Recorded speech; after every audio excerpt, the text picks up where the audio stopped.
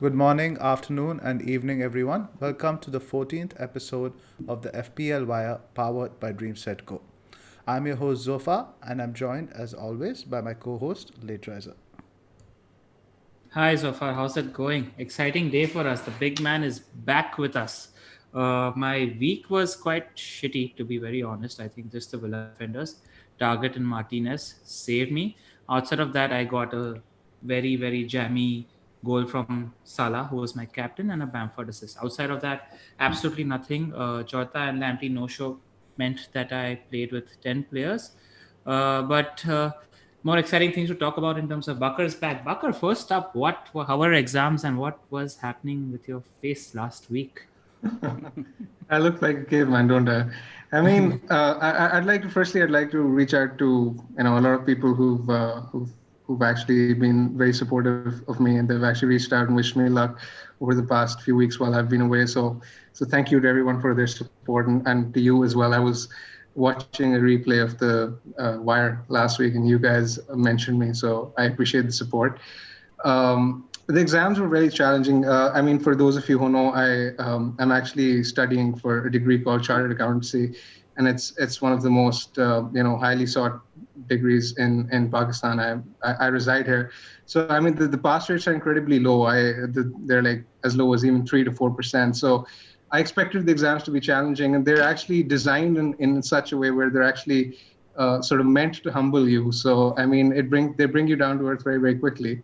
I had a tough time, but like I prepared myself very hard for it. So I believe in the process. I mean, I my results are still 2 months away. So What let's was see. that though? 20 hour study days? Yeah, like actually for like almost a month, I barely had any sleep, and I was just like studying almost through the day and night, and like I had little to no connection with the rest of the world, and it was almost as if I was living under a rock. So I mean, that's it. I gave it my best. That's why I have no regrets. Let's see what happens. I gave it my best shot. It's the same for everyone, really.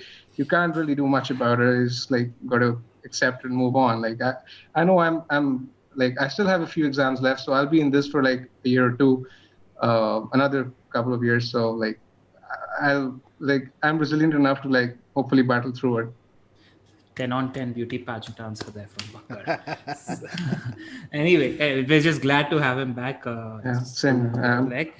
Zoff, how was your game week? Before we actually move on to that, you always forget to do this, and this time we're going to do this at the start of the pod. Guys, if you've been liking our content, please smash the subscribe button, hit the like button. It really helps us, and we want to try reaching 10K subscribers as soon as possible. We'll move on to Zoff. How was your game week? 61 points with a 4-point hit, so 57. Salah was the only goal scorer. The defense bailed me out big time. Just a small red arrow from 440k, from 410k. It's been this similar story last few game weeks. Good Saturdays, bad Sundays. Yeah. You're chilling at 400K. I'm chilling at 3 million. Easy. It's just tough. Bakar, how was your game week? Yeah, it wasn't great. It wasn't great. I ended up on 52. Salah was my captain, and I also had Emi Martinez, and those two were the main contributors to my score. I also took a 8 point hit, which sort of backfired. I sold Werner and Sterling for Bamford and Salah, which was fine. But the part which went wrong was that I sold Justin because I didn't really see him as a long-term option, and I sold him for Robertson for a hit, and that did not go well.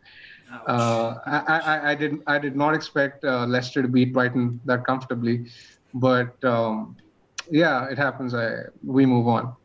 We move Yep, on. yep, yep. So, before we go, a quick word about our sponsors. DreamSetGo is a global portal for fans to gain access to sporting events around the world. Accommodation, flight tickets, hospitality, stadium visits, everything can be tailored exactly to your requirements. They also do celebrity experiences, which include masterclasses with your favorite sports celebrity or something as simple as birthday shoutouts. You can find links to the products in the description below. The FPL Wire is a part of the Fantasy Scout Network, and all stats used in this podcast are taken from the FFS members area. Please sign up if you haven't already. Also, just to let you guys know, our sponsors DreamSetGo, they're in the midst of tying up with a lot of football clubs at the moment. That might include some very interesting Premier League clubs as well. and they have some exciting offers lined up. So in case you want to access their hospitality and travel packages early, just fill in the Google form and they will email you the details. There's a lot of celebrity and pitch side experiences on offer. Taking you guys through the agenda, this is sort of a combined Game Week 13 and Game Week 14 pod. We'd have ideally podded on Thursday, but I've got some personal commitments, so that's not possible. In case there is something important to talk about for Game Week 14, we might just do a stream on Friday, but it doesn't look very likely at the moment. What we're going to be talking about today, we're going to be talking about Diogo Jota replacements. We're going to be talking about defenders, budget as well as premium. We're going to be talking about Fulham and Burnley, two teams that are catching our eye and are offering up some budget options. And then we're going to keep it short. We're going to be talking about the games in Game Week 13, the hot fixtures in Game Week 14, captaincy options for both game weeks. Bakars back with his 3 top stats of the game week. We've dropped the discussion for differentials and are going to be focusing more on the captains. After that, you have your Q&A. So we'll start first up with Diego Jota. A lot of us own him, and there's lots of directions we can take. We can, spend a little more money. We can spend around the same, or we can go drop to a budget pick like Suchek. What's your thinking, Bakar? Why don't you start this time? Yeah, I mean, this has actually scuppered a lot of my plans because I thought Jota would be a consistent player for me in the run-in because I could see him getting quite a few minutes in this run-in.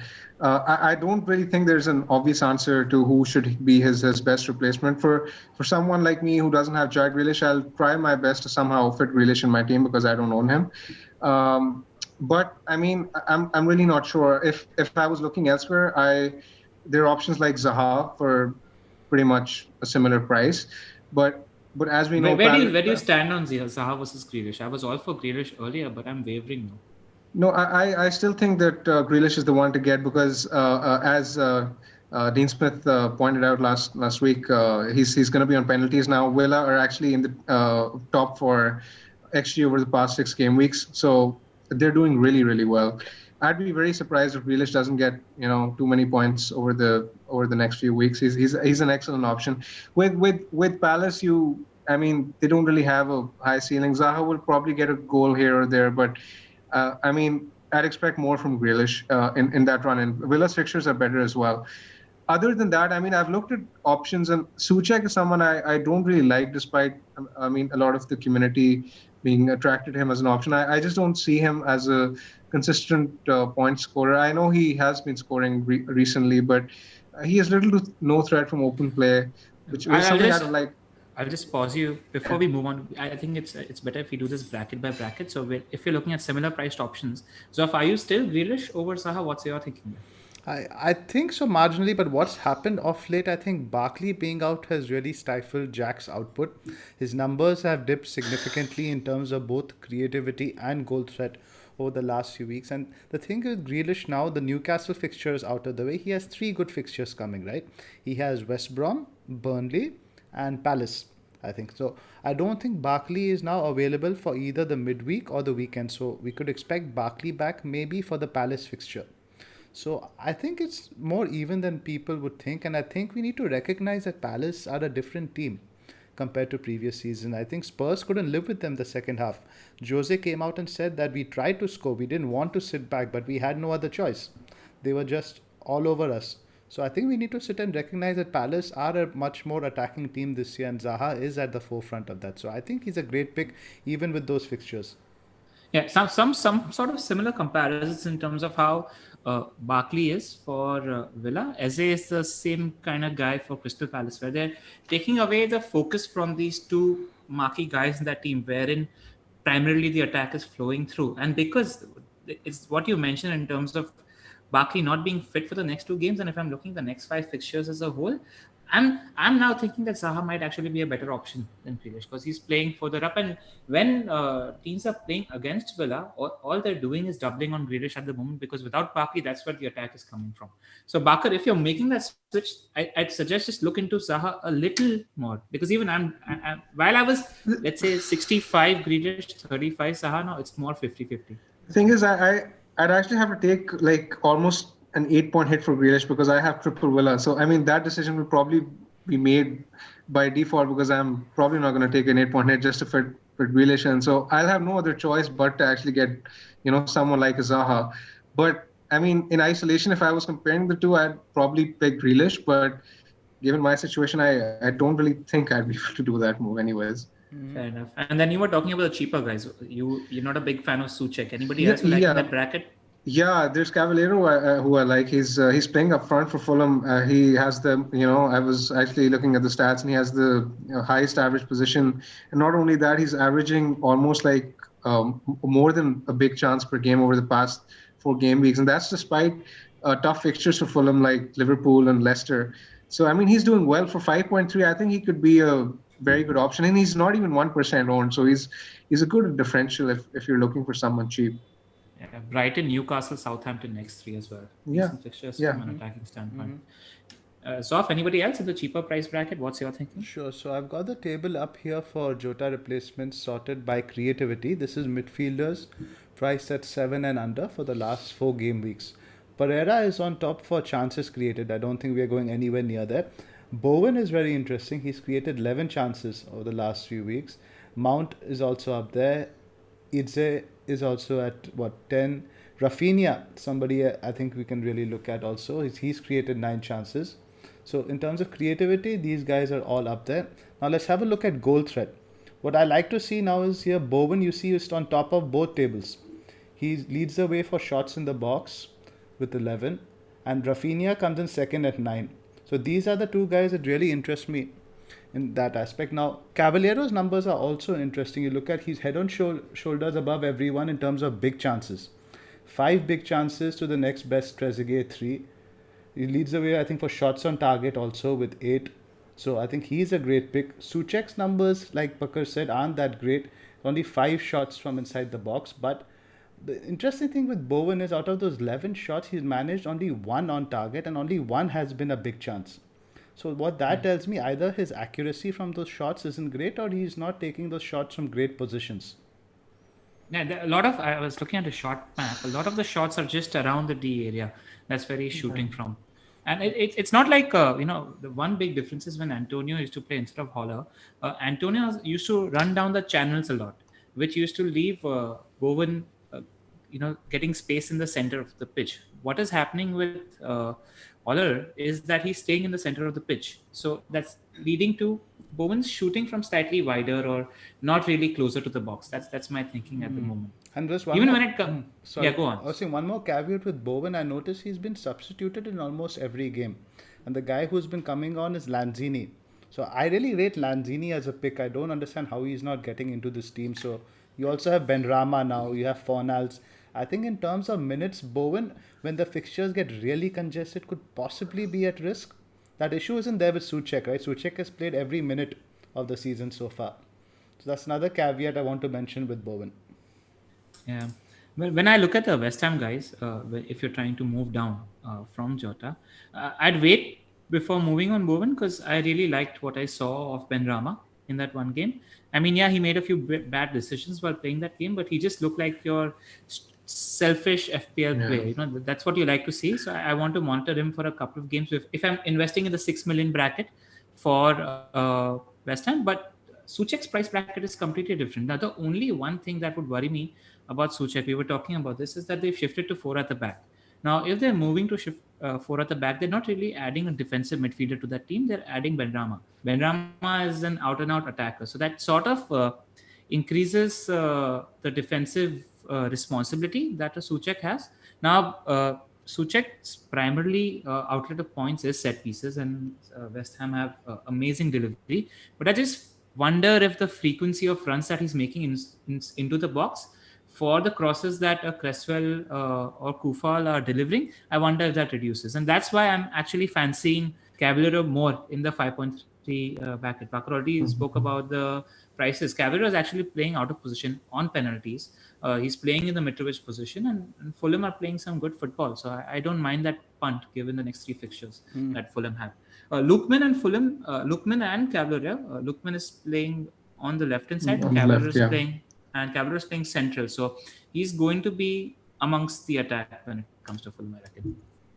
One thing we should also mention is that there are some teams that are likely to have a double game week in 19. We don't know for sure yet, but we do know for sure West Ham is going to be one of those teams. So that's another big appeal with Suchek. He's very easily benchable in game week 18 with that price point, and then you have somebody who's nailed on for 180 minutes for that double in game week 19. Yeah, that's one of the reasons you can start planning early. I mean, just in case some of our listeners don't know, what's going to happen this season is that around half the teams are going to have a blank game week in game week 18, and the teams that aren't playing in game week 18, they're going to have a double in game week 19. And we should be getting news for this in the next week or two. So watch out for those news. If it comes out, we'll definitely be talking about it on this podcast. But we know for sure that West Ham have a pretty good looking double game week in game week 19. Uh, 5.3, 5.4 million bracket. Are you interested in Rafinha over Suchek or Cavalier as picks? For me personally, no, because I think Leeds are getting found out a little bit. They've not been scoring as many goals over the last few game weeks, and with all the fixtures coming thick and fast with 3 games in a week, I think due to the intense pressing style, I think the game is going to suffer a little bit. So just Bamford is enough for me from Leeds. Bakar? I, Rafinha? I like Rafinha, but I think I prefer Cavalier over him because Rafinha, like Bowen, he has the numbers of shots inside the box, but he's shooting from like difficult angles. He's not exactly getting those big chances. Correct. He doesn't have a single big chance over the past 4 or 5 game weeks. So, I mean, I'm not sure I'd want to go there. Although he's a decent option. He's not bad. All right. I do know of some FPL managers who are actually buying ticket to the Manchester City lottery uh, this game week against West Brom and are going for Foden just for a week. They're expecting him to play. That's an option if you have a very settled team and you just want to chase the upside for 1 week. I don't know if he's a very good midterm, long-term pick. Uh, Anybody else you guys want to discuss for Jota replacements, or should we move on? I think we can move on. Let's just rank Not them. really. Let's rank them just real quick. Bakar, you go first. Your top 3 replacements. Grealish, Zaha, Cavallero. I mean, the first two are so expensive, right? Let's try to keep them at least below 7, so it's people who can do a straight switch. If you say below 7, what would be your 3? Uh, Cavallero, Bowen, Rafinha. Fair. Pranit? I'd say Cavalier, Suchek, and then Rafinha. The reason why Bowen wouldn't come in is because I've got an eye on Benrahma. I think he's going to be the asset to get from West Ham. Yep. For me, it would probably be I like Bowen, Suchek, and then probably number 3, Cavallero. All right, interesting. Have you made a move on them yet? In fact, I've already got Suchek because I ultimately like the game time security he provides, and I have some plans for the extra cash. Fair enough. Yeah, we've spoken about it. I think all of us are going to be able to use that extra cash. All right, let's move on to the next topic, which is defenders. A lot of questions coming in, and we primarily thought it was a good idea to address budget defenders during this time because it might be helpful to have one extra playing defender during this Christmas period. So, Zoph, why don't you start? Yeah, just before we get into budget defenders as such, I wanted to mention the team stats over the last 4 game weeks in terms of shots in the box conceded. Man City's defense has been on another level this year. They have conceded just 16 shots in the box over the last 4 matches and just 2 big chances. Chelsea also not too far off, just 19 shots in the box conceded, 2 big chances. Villa and Newcastle's numbers can be discounted a little bit because they played 1 fixture less. Liverpool are also up there in terms of shots in the box conceded, but it's interesting they've conceded 26 shots in the box but 10 big chances. That's ridiculously high for a team like Liverpool. They do not concede. I think they this kind of conceded 2 or 3 against Fulham only. Yeah. He had some really good chances against Liverpool. Yeah, so I think so that's probably up there. Brighton are up there, but I don't know. I can never really trust the Brighton defense. So in terms of the premium guys, you've been reaping the benefits of a City double defense, and a lot of questions are actually coming in terms of ranking the likes of Stones, Cancelo, and Diaz. How do you see that playing out at the moment? So I think Diaz is clearly the big daddy over there. I think he's nailed on in terms of minutes, very much in the company Otamendi vein. And as I'll mention later, he's actually had 5 shots in the box in the last 4 game weeks. That's the most of any defender. So he takes the box for goal threat as well. I think he's very secure in terms of minutes. So I would actually put Stones in that second above Cancelo because Stones is very, very good for bonus points. In terms of pass completion rate is ridiculous. That's why he gets those bonus points. And until he puts a foot wrong, it looks like it's his place to lose. One place where Pep is not tinkering this year is a centre-back combination. If the centre-backs are working well together, not making mistakes, he's generally sticking with them. You think he's not going to tinker in this congested period? Because until this week, he had UCL where he was using different defenders, I, like at least changing one defender spot. You think he goes on with the same defenders? CBs? I think so. The CBs, because the CBs in Pep system don't really do a lot of work. They're just pretty much sitting there. Half of the time, the play is ahead of them.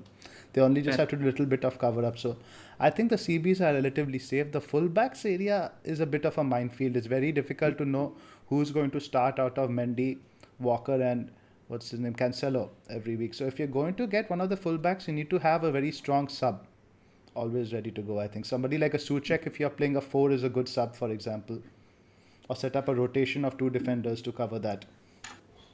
Fair enough. Fair enough. I agree. I think with Stones, it's going to be the case of how much you trust and rate the player. Because if he's going to keep the form, he's going to continue playing. Bakar, your thoughts on City defense? How do you rank three? Yeah, City's defense has been really, really good of late. I mean, they're up there, right up there in all the underlying defensive statistics. I think Diaz is probably the best option because he seems to be the most nailed on, secured asset. Stones is an interesting one because I mean, every season there comes a point where he looks like a legit option, but then something happens and he just drops off. So I'm not too convinced about him, but yes, as Zofar said, like at the moment it looks as if he has it's his spot to lose. Chancelo is someone who's not exactly ideal to own in this run of fixtures because of the rotation risk he runs. So unless you have a good sub, I wouldn't recommend him. All right. Let me put you guys on the spot because we have more options in play. We have the Liverpool defenders who are in play given the fixtures at the moment. And then there's the Chelsea defenders, Chilwell and Reece James. Reece James, who's looking a better and better pick every week nowadays. If you had to pick two defenders in your system who are 5 million plus, which two would you go for? Me, I I would. would You go first, Bakar. Okay, sure. I think I'd go with Robertson and James actually. I think those two. Not DS. No. All right. And what's the thinking there? I just like the upside that James and Robertson provide. Besides, Liverpool have some really good fixtures, and Chelsea's fixtures are okay as well. With Diaz, I don't see the upside. I know he's posting decent numbers, but like I'd rather trust the fullback for attacking points rather than a centre back. But like, wouldn't you think clean sheet first and City look better for clean sheet? Chelsea stats are pretty good as well, and Liverpool before this week have shown improvement. So, I mean, this is it. I mean, we're at a point where trends are very actually hard to notice. The numbers aren't consistent. One week you get something, the other week the stats completely change. I mean, before this week, Chelsea and Liverpool actually had really good defensive numbers, but this week it wasn't really the case. It was also the first 30-35 minutes of that Fulham game. Once where Fulham played really well. The Liverpool did manage to control the game for the remaining 60 minutes from a defensive standpoint, I thought. Zoff, premium defenders, which two would you prioritize? Diaz and James, and I'll talk about why in the next section. Go for it. Go for it. Talk about So it right now. cool. So I've got the stats up here now. I'll just bring them up in terms of creativity. These are the most creative defenders over the last 4 game weeks. You have Bellerin, who I wouldn't touch with a 50-foot pole, let alone a 6-foot pole, right now with 7 chances created. Kufal has also been quite creative over the last four. He's created 7, which is the same number as Robertson and 2 more than Cresswell. So he's, I think, a good value pick. Robertson is up there again with 7. Cancelo is here with 6. Dallas has created 5, and James has also created 5 chances. Now, you notice that Chilwell is nowhere to be seen in this list. His numbers have dropped significantly. So now let's look at defenders in terms of goal threat. Now, Reece James again is on top. So James and Dallas are the only 2 guys I noticed who feature heavily on both lists. So in terms of attacking threat, I think these 2 guys are probably 2 of the most attacking defenders. Now, Ruben Diaz, as you can see, he's had 5 shots. 5 of those all have been in the box, and he's had 2 big chances, which is more than any other defender.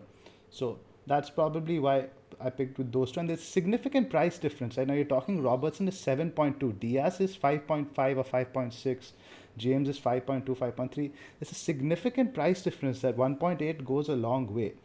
So I think, and another thing that I noticed what I liked over here was Eric Dyer, who I thought has pretty much no threat going forward, has taken 4 shots over the last 4 game weeks, and he Nice almost free scored. kick too. Yeah. And Nice free kick, that one. I don't think Kane should ever take another free kick in his life. His free kicks are terrible. Yeah, yeah. What do you think is happening? Let's just touch upon Reese and Chilwell in terms of. I mentioned that it was Chilwell or Reese. One of them mentioned in the post-match interview as well that in the previous game, both the fullbacks were covering them, which is why they were not getting space to move forward a lot in terms of how they were playing the game. I also feel like the lack of Hakim Ziyech is going to affect James Chilwell because and Chilwell, yeah. earlier. Yeah, Chilwell, because earlier we mentioned that it was his crosses where Chilwell used to be inside the box in at the far post for a tap in, but that's not really happening now. I'm not seeing Chilwell in that position at the moment, but I also feel like it could be a game or two. I won't be surprised to see Chilwell back to his best very soon. But if people are looking to fund another premium in their team, a lot of people are asking whether they should downgrade a Chilwell to Reece. If it's funding something, would you be for it, Zoff? I think so, because I think James right now, guys know I wasn't very keen on James for the start of the season, but I think right now he's probably one of our best players. He was absolutely on fire against Everton. I think he was very unlucky not to get 12, 15 points in that game. I think now he's head and shoulders above Aspie in the pecking order. Oh, yeah, he's been playing pretty well as well. Yeah, I agree. If it funds something, also James has quite a few set pieces for Chelsea, right? I think while Ziyech is out, so he's taking a lot of them. All right, cool. I'm with you on this one. If I'm spending on two premiums, I don't really see the price of Reece as a premium, but I like Reece as well as Diaz. They'd be my top two as well. I'd be a little tempted to spend some more in my defense if I want to go with three big hitters instead of four and get in a Robertson or a Trent as well, because the fixtures are really good. I mean, Spurs, Palace, West Brom, Newcastle, and Southampton. I can see Liverpool keeping at least 3 clean sheets, and there could. Yeah. I don't entirely agree now with Matip out also, and I think teams are not afraid as much of Liverpool this year. Right now, again, you looked at the fixture. Spurs could score. Palace, I in fact expect them to score after how well they've played. Newcastle probably won't offer much. Be usual Steve Bruce stuff. West Brom again. I think that's the safest fixture, and then you have Southampton, who again are completely flying. So, I don't think it's necessarily that clear in terms of, especially if Matip is out for a while. Fair enough. If you have your doubts and there are budget options, fair enough. Let's go to the budget defenders. Yep. Who do you like? Because I think they're going to be very useful in this congested Christmas schedule. Bakar, any budget defenders that have caught your fancy? Well, in terms of fixtures, Brighton and Leeds stand out. So Lamptey is the one which I like the most. Hopefully he'll be fit soon enough. Mr. All Fart No Poo as per Zoff. Yep.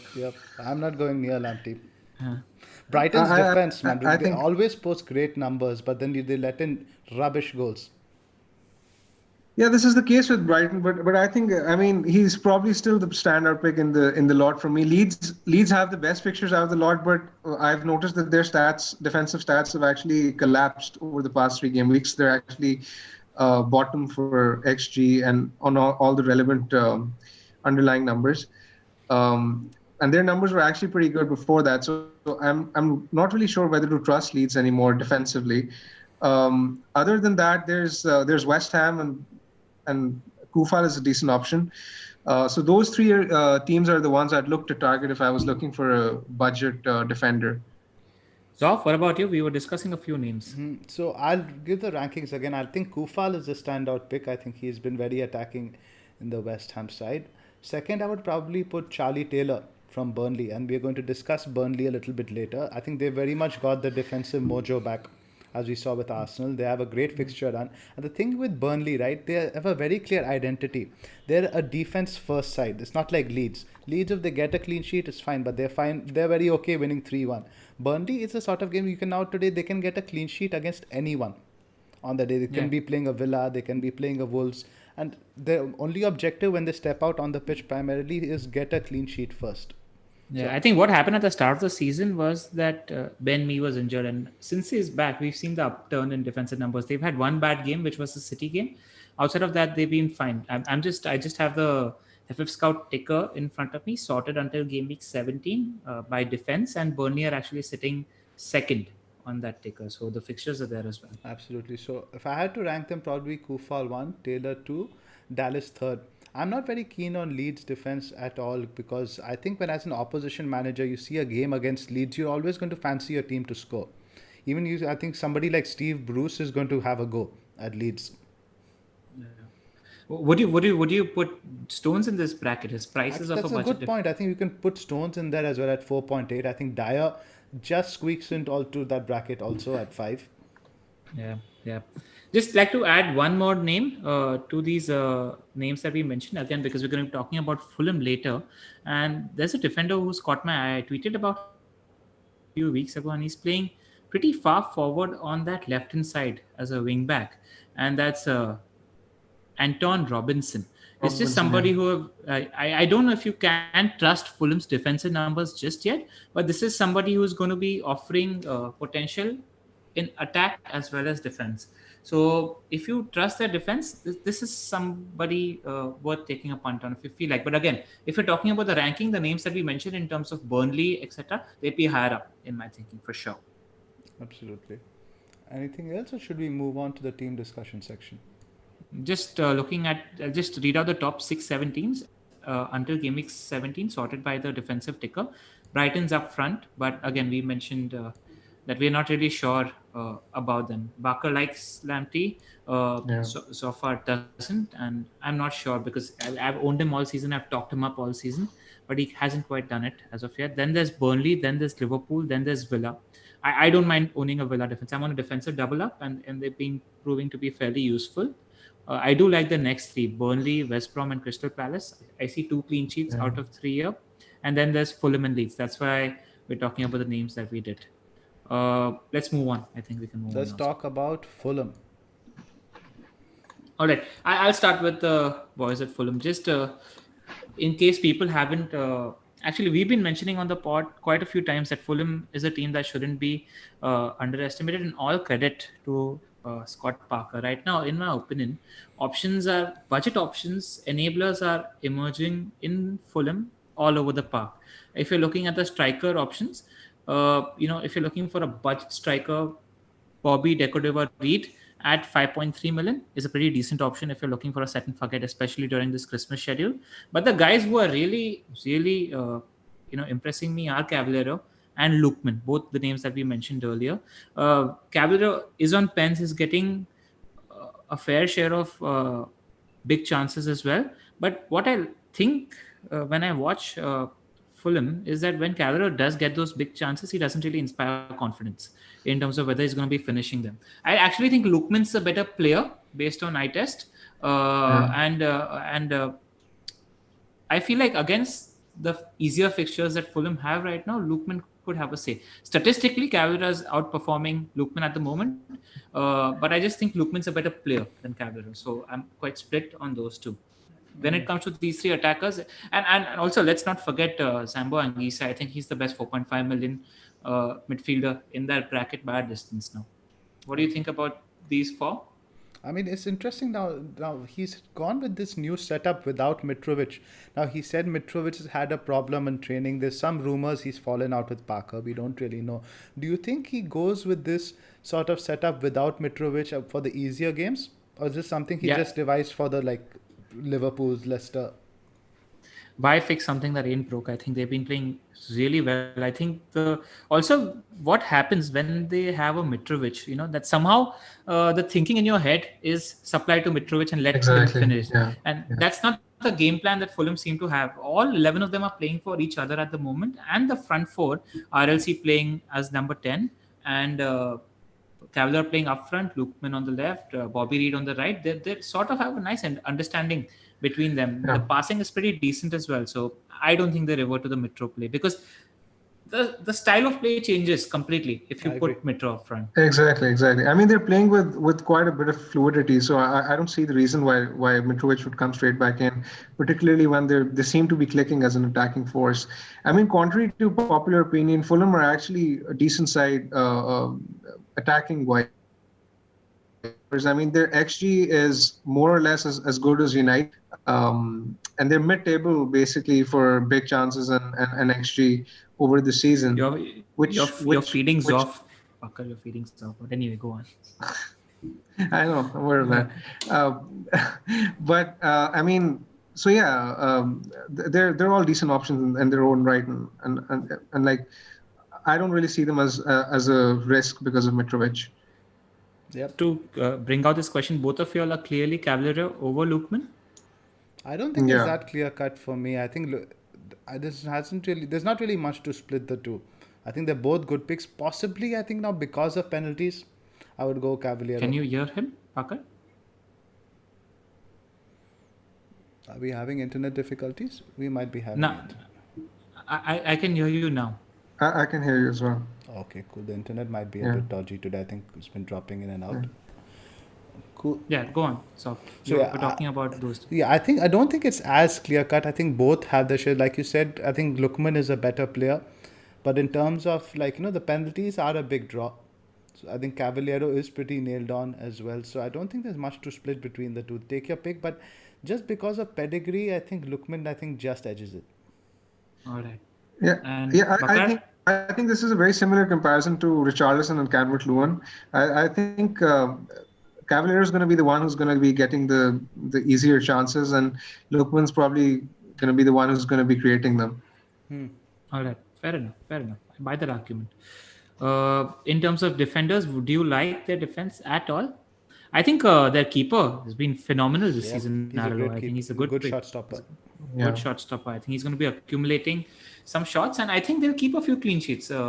Just the way they're playing, they seem pretty solid. I think Lamina and partnership in midfield as well. So I don't mind investing in a Fulham keeper or a single defender as well. I'm just gonna try to maybe fix my internet. You guys keep dropping out. Let me just give me 1 second. All right, sure. Sure. What are we talking about next? I think we're going to be talking about Burnley next. Yes, we already covered And- the season ticker. I think the internet should be better now. Switch to a stronger network signal. Yeah. So let's just switch to Burnley now. The two reasons primarily why I wanted to include Burnley over here is number one, their fixture run, which we see is pretty strong. And number two, they're also very likely to have a double game week in either 18 or 19. Their game week one fixture against Man United is likely to be scheduled in that period. So keep an eye on Ben Crellin's tweets for that. And number 3, Bakars here. When Bakars here, we talk about wood. So, Bakar, Back again. have you been thinking about getting wood? No. I'm sorry, it doesn't get old. Doesn't get old. Yeah. I'll talk about Burnley. I mean, we spoke about the defense, and we like them because, like we spoke about the fixtures, there's Villa, there's Wolves, there's Leeds, Sheffield United, and Fulham. I see the 3 home fixtures as clean sheet worthy fixtures.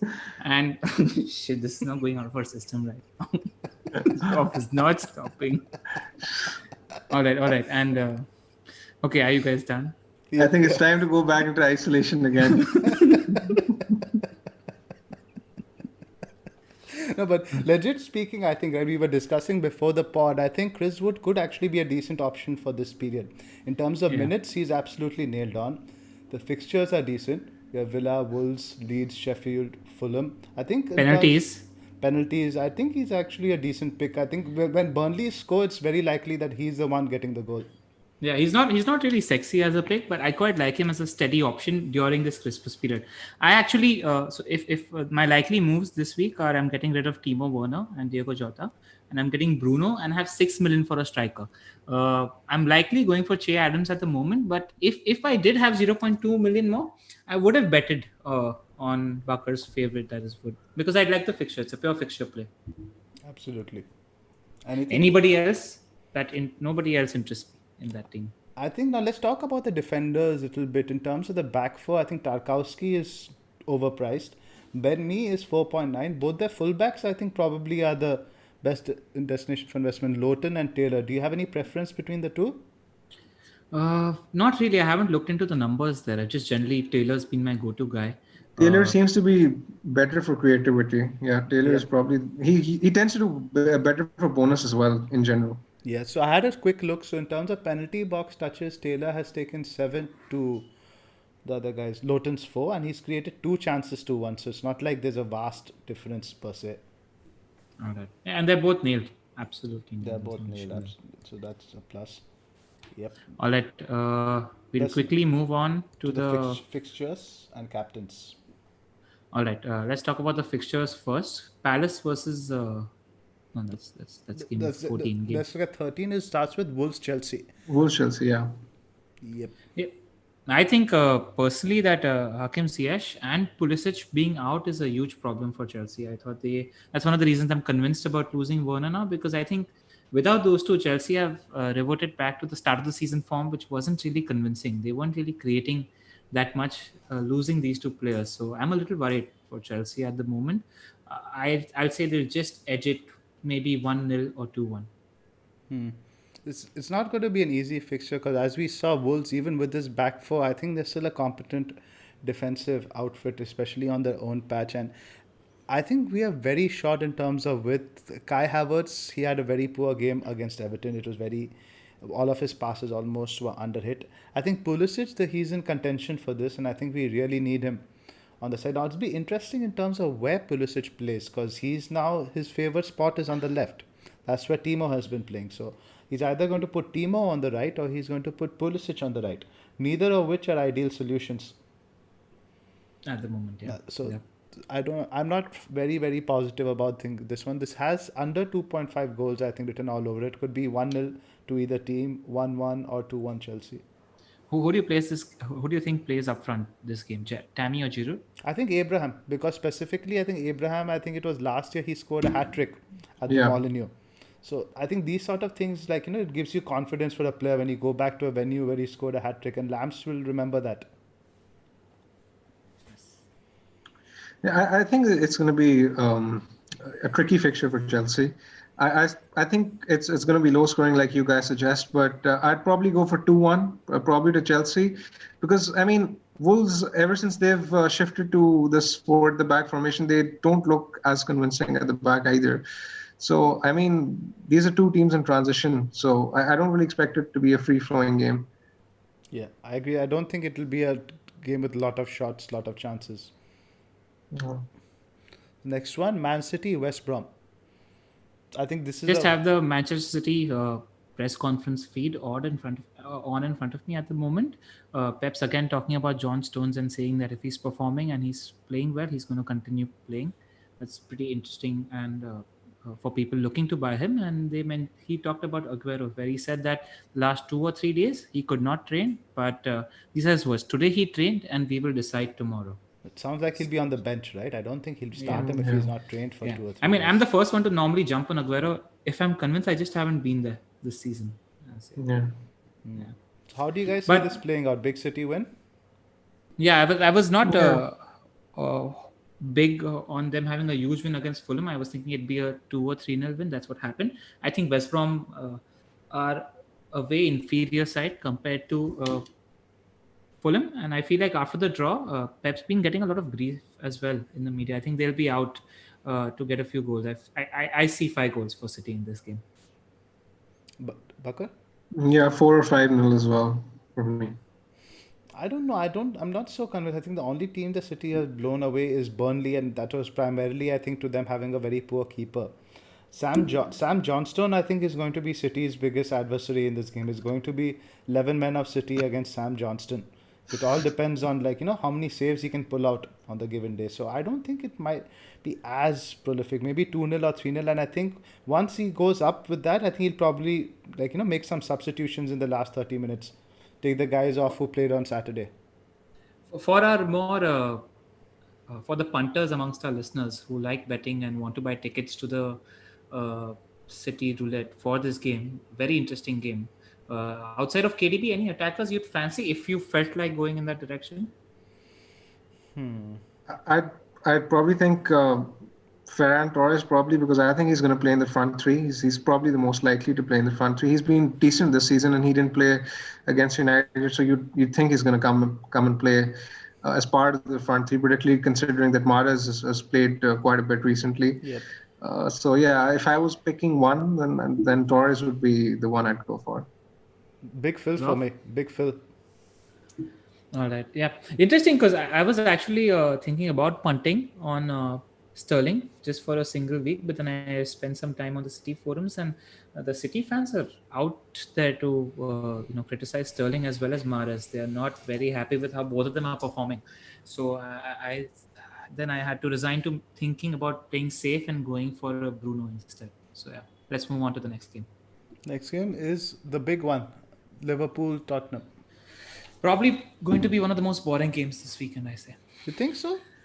We know what Spurs are going to do. They're going to sit, and Liverpool are going to try to dominate. Do you think Liverpool are there for the taking in terms of the counter? It all depends, right? What so Jose, even with Chelsea, even with United, he's gone there with a plan to just play for the nil-nil, try to nick something on the counter. But I think he's going to try something similar. But I think he should, especially if Matip is out, fancy his chances a lot more. I think in terms of form, Spurs are on a good trajectory. I think every time Kane or Son is going to have the ball, they can have a chance to run. Yeah, Uh, Son versus Trent, and Trent not looking really fit. Son's got a chance there. I reckon. Exactly what I was going to get to. I don't think, Yeah. I think this is the best chance Jose has had of a win at Anfield. So I don't think it'll be. I'm personally put this down as a 2-2. Do you think Klopp plays a little more reserved in this game? He's aware of the counter threat that Spurs have. You think he's they're going to play three in mid since Jota is not there. So do you think there's going to be more protection on Trent's side? What can they do really? Because I think ultimately they rely on the fullbacks for creativity, right? If you stifle the fullbacks, there's going to be very little creativity because the midfield doesn't really create that much without Thiago, especially. So I don't think he has that option. At the moment? Yeah. I think Bakar? I think it's going to be low scoring game as well. I don't see it being high scoring. I think there's a possibility of a Liverpool clean sheet. Actually, I'd probably go with a 1 or 2 nil Liverpool win. Son and All Kane right. blanking, that's unheard of. I think Yeah. so. Yeah. Yeah, I think momentum is going to be on Spurs' side. I think Jose's team has been defending really well. Liverpool's players look tired, and I mean, even when they were trying to change the game against Fulham, the only real option they had on the bench was Minamino, and I think it's going to be a problem. I actually fancy a 1-0 Jose this time around. The They've Anfield been special. defending really well. Toby's form has been pretty outstanding, and I think Spurs will be up for it. Right, the next one, we have your boys, Pranil, United Sheffield. We generally tend to score a few goals against Sheffield United. With United, I mean, depends on which of our teams show up because we tend to alternate between having a really good game and then having a really poor one. I thought we defended pretty well against City. I'd back us to. I've not really been convinced in terms of how Sheffield United have played. I'd back us to score two or three. Fond memories. This fixture for me. I'd captained Yeah. Marshall when he scored the hat trick. So yeah, getting Bruno in for this game, and I expect us to beat them 3-0. That's it. It's very difficult with Sheffield, right? Because I think they were they were abysmal against Southampton. I was very disappointed with their, their ambition. They had 10 penalty box touches as an entire team in 90 minutes versus Southampton. So I'm interested to see now the two schools of this, the way Wilder could go. And I think the first goal in this game matters a lot. Now, let's say Sheffield can hold them United off of 50, 60. I think they could nick something. Now, if United scored early, it could be a cricket score because Sheffield they're desperate for points. They might have to come out, and that's when United can pick them off on the break. So this game could go either way. Either way. I don't know. I think it's a potential banana skin for Man United. This one. What do you reckon, Bakar? I think I agree with you. I think United are going to win fairly comfortably. I'd probably go with a 3-1, and I can see a double-digit haul for Bruno, Yeah, no bias with that jersey you're wearing. of course. Speaking about double digit haul for Bruno, there's a big debate: Bruno versus KDB this week for the armband. Which way are you guys leaning? I'm currently on KDB because I don't trust United's attack as much still. I probably should trust Bruno a lot more, but I still don't. I think I'd rather trust City to score 3 or 4 more than United, even though they've not been firing on all cylinders. Guardiola has got a lot of flack for it, but I think I'd still back KDB against West Brom. All right. I agree with you. I don't trust our attack as much as I trust the City attack. Also, I don't think enough people are realizing that KDB is a different asset compared to what he was last season. He's more captainable this season because he's playing further forward and he's taking a lot more shots. Yeah. Earlier you'd think of a 4-0 final City game and you'd wonder if KDB gets maybe one goal and an assist or two. I think his involvement rate also is going to be higher this season just because of the position he's playing in. So I'm Yeah, pretty his confident. big chances have gone up as well. He's actually getting a far greater number of big chances than he was last season, and it's primarily because he's playing it in an advanced role as compared to last year. He's playing a lot closer to the goal. Yeah, Eh, I'm gonna eh, captain him as well. So yeah. all three of us with KDB Yeah, over Bruno. yeah, he has the upside. I think he has higher upside than Bruno. Even though I think Bruno will do well, but I think KDB has the higher upside. None of us are worried about him being rested. Pep playing the Pep roulette. No, I think he has already had his rest in midweek. I don't think Pep will rest him. He might get taken off at 60, but by then you'd assume the damage would be done. So I think it's a good option. Zoph? I think so. I don't think he's been getting his rest midweek, and I don't think they had a very physically taxing game last Saturday. And let's say All if right. they had won the last game comfortably, maybe he can afford to bench KDB this week. But having dropped points, they can't risk possibly dropping points to West Brom. All right. Three confident De Bruyne captainers, it looks like. Let's have a All right. look at next week as well, since we just in case we don't do the pod. And just quickly touch upon a few game week 14 fixtures as well. Palace versus Pool. What do you reckon this happens here? Quickly go through this. So now this is the early kickoff, right? After now Liverpool play the Wednesday, Saturday, and all that stuff. And I fancy Palace here. I think Palace can score a couple, maybe 2-2 or like 2-2 or 2-3 Liverpool. Interesting. Bakar? I'd go 2-1 Liverpool. All right. I think I'll go similar to Bakar. I think Palace will run them close, but I think Pool will just edge it. I'm expecting the Pool team to be pretty tired because they don't have much scope for rotation at the moment, and it's going to be their third Yeah. game in a 6-day period. So that's something that's going to come into play. Precisely. Southampton versus Man City, Zofa. It's going to be a tough game for Man City, I think, because I think Southampton are playing really well, and this is a very different game to what like probably I think was last year. Last year Southampton just sat deep, parked the bus. Che Adams scored the wonder goal. I think they're a lot more confident this year. They're not going to really park the bus. I think they'll have a go at City, probably score. I think maybe 2-1 City or 3-1 City. Bakar. Yeah, I agree with that. I'd probably go with a 3-1 City win as well. I'd expect Southampton to score. Just came to my mind in terms of Yannick Vestergaard, who's the 4.9 million defender, who's at the end of every James Ward-Prowse cross. Any interest in him as a pick? He's looking very prominent in those The set fixtures, pieces. I think the best fixtures are behind them. And Exactly. I was going to say that, yeah. All right, fair enough. So it's a fixture play. Southampton versus Man City. Yeah, I'd say 2-1 to covered. City as well. This on paper looks like a Raheem Sterling game, doesn't it? I mean, we've had our left forwards do well against Southampton, so I fancy him for a return or two. Yeah, next I match. think he can, because ultimately the problem is Southampton is their fullbacks push up really high, and especially Walker Peters. So whoever's playing on the left side for City can definitely have a run down that side. Agreed. United versus Leeds. Big game. I mean, it's the first. They have a bit of a history as well, both these teams. So I think I expect it to be pretty feisty as well. How do you see it going, Bakar? I'd expect United to score quite a few. I'd go with the 3-1, I think. 3-1 United. I'd agree with that. I'd expect United to score at least a couple. I do expect Leeds also to score. And this is again going to be Leeds' third game in the space Exactly. of a week. So in terms, I think tiredness will kick in there for Leeds. Definitely. Yeah, I'm agreement in terms of how many goals we're expecting United to score, but I don't know how many we're going to concede as well. Because I don't know if our defense is good enough to handle this high pressure counter system. We've been sort of slow, and Leeds as a character of a team are similar to what Leipzig was, and we know what they did to us in terms of uh, uh, playing against our defense, which isn't. I mean, again, that's also a very Jekyll and Hyde defense that we have at the moment. So I expect this to be. I see 4 or 5 goals in this game, 3-2 either direction. I'm not really confident about us winning. You're not While we're confident at about this, winning.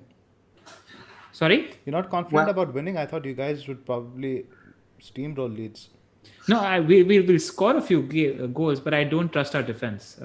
Lindelof, I mean, we've just had a bad performance every third game at the moment. Our problem is we played two really good games, and our third game, we're not consistent in terms of how we're performing. And that's down to how a few of our defenders is playing as well. I mean, Van Bissaka, he had a great game against City, but against Leipzig, he was woeful. His worst game I've seen him play for United. So I don't trust the consistency of our defenders at the moment. Fair I enough. mean, while we're at this, I think this might be the standout fixture for captaincy as well in Game Week I 14. agree. I agree. From an Yeah. attacking standpoint, I'm not worried. I think we'll get goals, but I'm Yeah. worried about our defense. That one more fixture to touch upon: Spurs and Leicester. Interesting game. I think Jose will be too much for Rogers in this game. I think this game Spurs are going to win just because of how good Jose is. I've got it down as 2-0 Spurs. Kane has a very good record against Leicester as well. Yeah. I expect a win as well. 2-0 probably Yeah, to but Spurs. I think probably besides now to talk captains, I think the number one choice I think is going to be unanimous between us is going to be Bruno. Agreed. But Yeah. What other captainable I like fixtures are Kane. there? I think in terms of fixtures, you can look at it: Chelsea, West Ham, maybe, but it's not really somebody you can trust right now. You have Not without Ziyech. I wouldn't be. not without Ziyech. Palace, Liverpool, maybe you can go for Salah, but it's a bit dodgy with that Yeah. short turnaround and all that stuff. I think it's probably between one of the Spurs lads. Maybe Yeah. Kane and Son is probably somebody you could look at, but it's either the Spurs guys or United. Agree. Suppose especially if Rogers is naive and he's asking his fullbacks to push up again in that game, then there might be some space for Son to take advantage of. Absolutely. There's also one more fixture I didn't see over here. There's Grealish maybe against West Brom. If you want to take a No. punt, I wouldn't really trust go there, but that's probably the only third Yeah. fixture you could look at. If I was looking at captaining Grealish again, I'd need Barkley to be fit and playing in that team. Good point. I'd agree with Yeah. that. Right, All right, let's move on to our teams. right. You've done good, well for time. How far are we now? We are almost at 60 minutes, so. All right, perfect. I think we should Right. wrap up in about 10 more Yeah, minutes. so your team first, Ella. Yeah, for the benefit of our listeners, I'll take you guys through my team. Wait, I just need to pull up the screenshot very quickly. In defense, I have Martinez, Chilwell, Target, and Ailing. I have Lamptey on my bench. On the screen, you see him starting, but I have him on my bench. In midfield, I have Grealish, De Bruyne, Salah, and I'm going to probably add Bruno Fernandes to that. And I have Bamford, Werner, and Gabriel Jesus. So my moves are likely going to be Werner and Jota out for Bruno Fernandes and a striker 6 million or under. Might get tempted to go Sterling, but I don't see it happening. I think Bruno has equal points potential in the next two games, and I have enough City attacking coverage in De Bruyne and Gabriel Jesus. As much as I am tempted to maybe go for a third City attacker, I think this time I might not go there. What about Bakar? Welbeck? You had mentioned Welbeck in our chat. Yeah, earlier. Welbeck is a striker as well, but I feel like what happened yesterday? We saw Welbeck go off at 60 minutes for Precisely. Connolly. What's Yeah. going to happen with Che Adams? He's going to play 80 plus minutes in most cases. Yeah. And the only other option I have is to go for Decordova Reed for Fulham.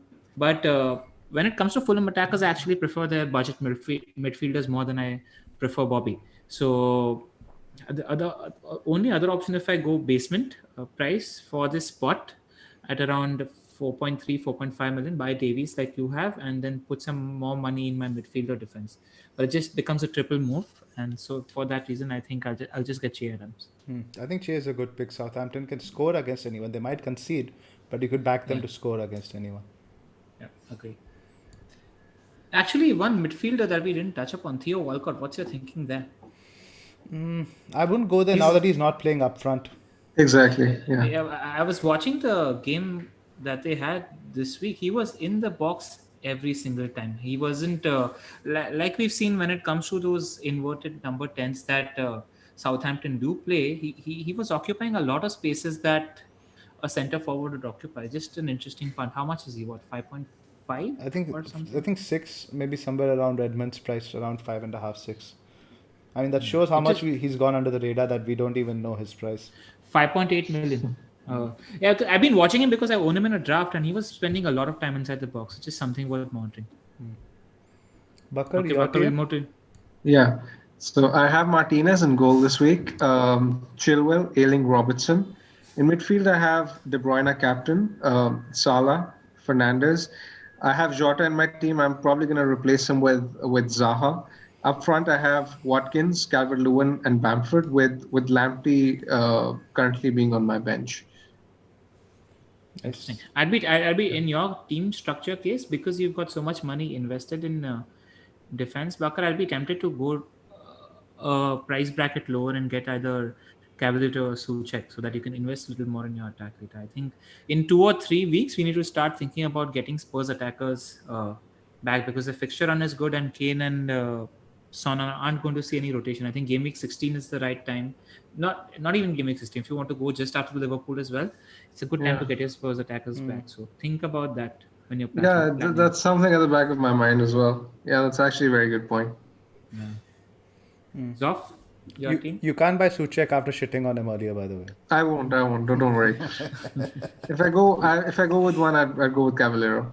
Nice, nice. Cool. So I've already made my move for Jota to Suchek.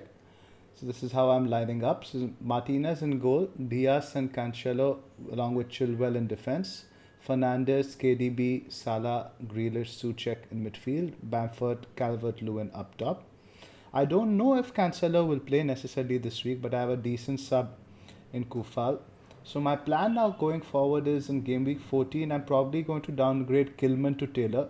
Taylor and Kufal rotate really well, so that can cover if Cancelo gets benched.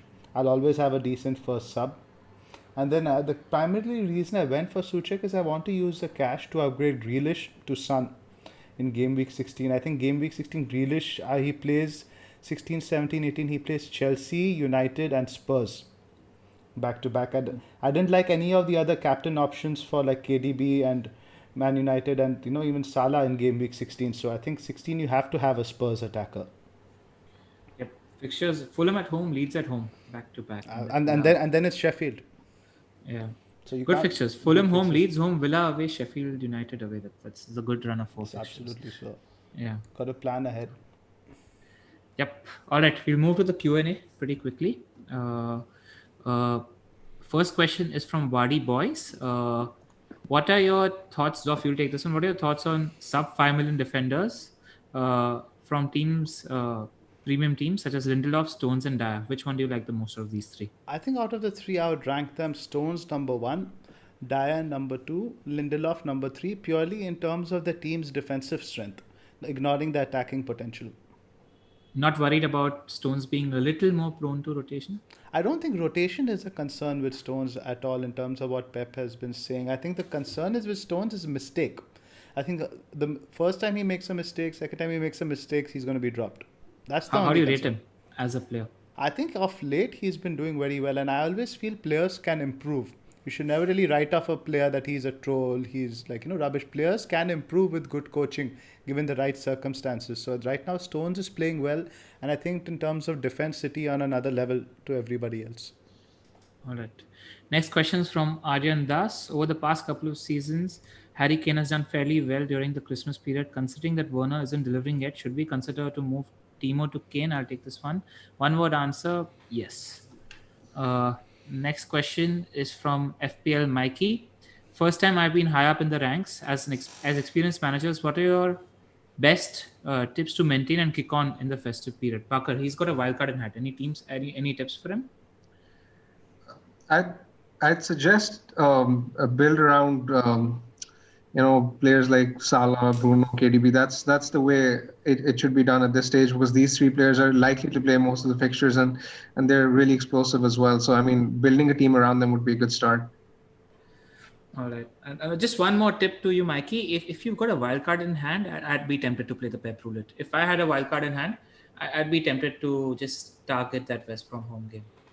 If you've got Bruno and KDB already in your team. Because Yeah. Spurs and Liverpool are playing each other, take that chance, I say. So another thing worth mentioning, right? Let's say now Foden plays West Brom. The next game is Yeah. Southampton away. He might get benched for that. You won't mind that. But the game after that is Newcastle home. That's what Correct. I'm hoping happens with Cancelo as well. He plays the easier games and gets benched for the tougher ones. Yeah. Yeah. I mean, until I was discouraged by going onto the City forums where the fans were really shitting on Sterling, I wasn't really worried about Sterling starting this game because, like we spoke about it in the last pod as well, Pep's done with teaching Sterling his lesson, and I fancy him for the easier fixture. He's always been a sort of a flat track bully as well. Next question is from Stadium of Sports. Thoughts on teams that have home fans? Does this alter the fixture ticker? This question comes from Stadium of Sports. Yes, we did see a lot of home wins and home performances this time around. In fact, I remember seeing Ralph Hasenhuttl post-match interview as well, and he seemed pretty emotional about fans being there. So I think it is even Bobby Reid mentioned in his post-match interview as well against Liverpool, where they all mentioned that having fans back had sort of put that extra spark, uh, you know, inside them. So I'd maybe add 5% weightage to your decisions. Let's say you have a defender decision or a captaincy decision, might add home fixture to that thinking again. Absolutely. Next question is from Jigar Mehta. It's for you, Zoff. What to do with Mahrez? Will he start this game week? And can he be a constant source of points given that he's planked in too? Do I replace him with KDB for a -4 this game week for West Brom? So Mahrez is a player I don't really like personally as an FPL pick. I think there are much better options, especially this season, around that price point. Players who are more nailed. So I think the thing with KDB is you can be assured that he is going to start. So and he's a great captain option this week. So I do that move for a hit. I think it's a good long term move. Yeah. Agreed. Even if it doesn't pay off this week, I think over the course until game week 18, I expect it to pay off. Exactly. Next question is for you, Bakar. It's a tough one. It's from FPL AA33. If you had to pick between one of KDB or Bruno, who would you go? Tough question. That's actually very tough. I'd probably go with De Bruyne. I think I just think City will score more goals, and I think De Bruyne has a higher chance of being involved in a larger number of goals, in a greater number of goals. So I'd probably go with him if I had to pick one. He says this wearing a United shirt. Yeah, that's fine. City have won the league in the past few years. We haven't. I agree with him as well. Next question is for Abdullah Al Shad. It's for you again, Bakar. Leeds are posting good numbers, yet they score 5 goals in 6 matches. What do you make of it? I mean, there's just regress in terms of their finishing. Their attacking numbers aren't actually that bad against Everton, and even this week their numbers are fairly decent. I'd still back them to come good to come good against the likes of Newcastle and the fixtures that have coming up, Burnley and West Brom in the next three of the next four fixtures. I still think they're going to come good. Their numbers have been consistently good. One or two poor games, I won't change that for me. All right. Next question is for you, Zoff. It's from FPL Magician. You seem to be doing well having the double up on City defense. Would you recommend other FPL managers to do the same for the busy period? So I think Diaz is a very long-term hold. You can keep him for the long term now. With Cancelo, I don't think it's as clear-cut. Before every game, I don't know whether he's going to start or not. I think he was lucky to start the next few now. I don't think he's going to be used at left back again by Pep anytime in the near future. It was a very particular decision to stop the attacking counter threat that Greenwood and Rashford pose. So if he does come in now, I think he's going to be at the expense of Walker, which might be for the odd game, but it's a big rotation area. So I'm probably going to keep him till the Newcastle fixture. Now the upside of that West Brom home and Newcastle home fixture is too high for me to sell him, but I'm going to make a conscious decision to have a good sub to back him just in case he doesn't play. Agreed. And even from a very tactical point of view, he will need more attacking impetus in the West Brom and the Newcastle game, and he'll need more defensive impetus in the Saints game. So Walker is somebody Pep likes to use for defensive cover against pace. He can afford to rest Walker for those important games and play Cancelo on the right hand side in those easier games. I'm expecting him to play at least one of the two easier games that you mentioned. I'm just holding him on for that period, but you need a sub with Cancelo. All right. Last question for the day. It's for you, Zoff. It's from Mac, FPL Humble. How have you found Cyberpunk and how do you balance work, FPL, and gaming? So unfortunately, I'm playing Cyberpunk on a PS4, not a PS5, and the game initially struggled a lot in terms of the texture, the draw distance, and all that stuff. But they released a patch yesterday that was around 40-50 GB. So with the patch, it's a lot more playable. But if you can, I'd advise holding out till you get a PS5 to really enjoy that game. All right, nice. And what's the second? How do you manage work? FPL and FPL. gaming. It helps not being married, right? Yeah, it helps not being married. And just one thing I know about Zoph is he's somebody who wakes up really early in the morning as well. So he gets a lot of his FPL work, his workout, all of that done. 4:30, 5 o'clock in the morning. You get up normally, Zoph? Not that early. I get up at around 7 a.m. I'm done with my 7. workouts by 9, so then it's office, and then you can manage after that. All right. Nice, nice. So I think that's it from us. We're not going to go very long this time around because short around turnaround. Uh, we'll let you guys know on Twitter if we're doing a stream on Friday. Any last words, guys? Nothing much. Please like and subscribe as usual. We try to keep the pod shorter this time so everyone can have a listen before the deadline tomorrow. So hope you guys like it. All right. See you on the other side. Take care, guys. Good luck. Thank you for watching. Thank you.